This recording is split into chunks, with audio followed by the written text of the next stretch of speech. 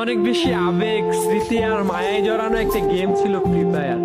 একটা সময় ছিল অনেক বেশি খেলতাম এই গেমটা। সবাই যখন তার প্রিয় মানুষের সাথে কথা বলার জন্য রাত জাগতো, আমরা তখন এই ফ্রি ফায়ার গেমটা খেলে রাত জাগতাম। প্রিয় মানুষটা আই লাভ ইউ বললে মানুষ যতটা না খুশি হইতো, এর থেকে কয়েক গুণ বেশি খুশি হইতাম আমরা হিরোইক দান করতে পারলে। আর প্রিয় মানুষের সাথে করেও মানুষ যতটা না কষ্ট পাইতো, তার থেকে বেশি কষ্ট পাইতাম আমরা মাইনাস খেলে। এরপরে শুরু হয় টপ আপ আর ডায়মন্ডের ছড়াছড়ি, আর একের পর এক আপডেটের ফলে গেমটা হয়ে গেল ডিসব্যালেন্স। এখনো মাঝে মাঝে গেমটা খেলি, তবে আগের মতো আর সেই ফিলিংসটা আসে না। অনেক বেশি আবেগ, স্মৃতি আর মায়ায় জড়ানো একটা গেম ছিল ফ্রি ফায়ার।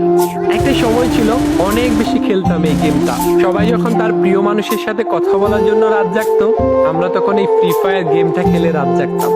প্রিয় মানুষটা আই লাভ ইউ বললে মানুষ যতটা না খুশি হইতো, এর থেকে কয়েক গুণ বেশি খুশি হইতাম আমরা হিরোইক দান করতে পারলে। আর প্রিয় মানুষের